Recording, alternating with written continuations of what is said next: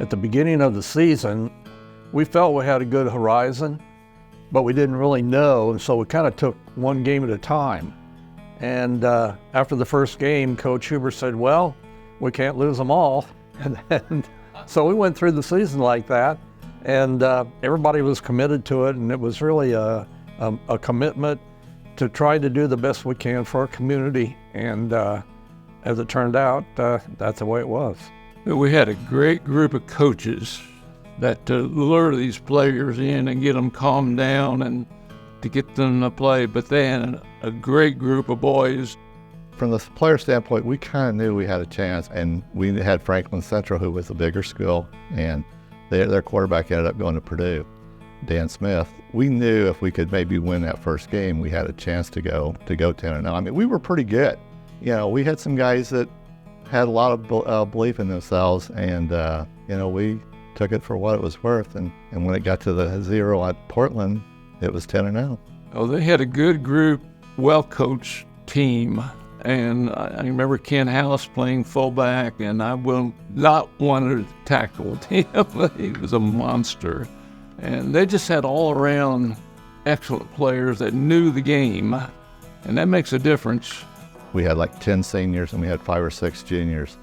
But I was thinking about today, one of the things that probably really got us over the hump was we had 4 sophomores, Kelly Simpson, Tom Webb, Ronnie Pearson, and Larry Tully. Those 4 kids made it possible that I didn't play defense and Ken House didn't play defense.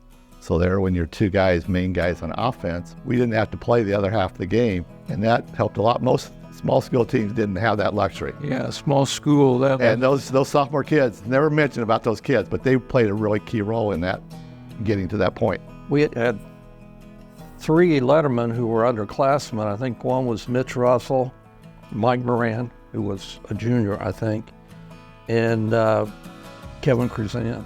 And Jim Simpson, too. Jim was maybe the best of all of them.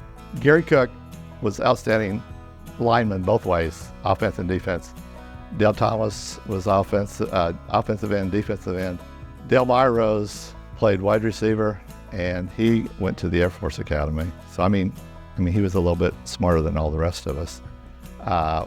Played leaps and bounds. Rick Nevitt played linebacker, played running back. Well, we had, as a senior, Don Leach played. Oh, Don Leach, yes, Don Leach. At the end of the season, I think we were ranked number 19 out of the whole state. In a single class system, it's all the big schools and the small schools, and I think that was great. Biggest thing that I just wanted to mention, and I went back through, and I couldn't come up with the players that aren't with us anymore. We have 7 of those, and I just want to make sure, because I get all those listed because they all played parts. But Bobby Atkins was our manager. Bill Brown, and I think I'm right on Bill Brown. Somebody, yes.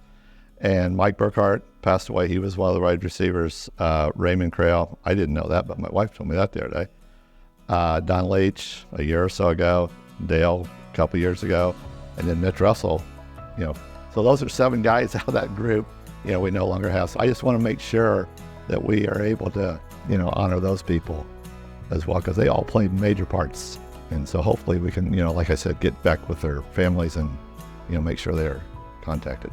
I mean, there were just lots of guys. We only really had probably 15 or 16 guys that played most of the time. And like I said, we mentioned the sophomores, because I just thought in all these newspaper things, they had never been mentioned. And we just had guys that could play.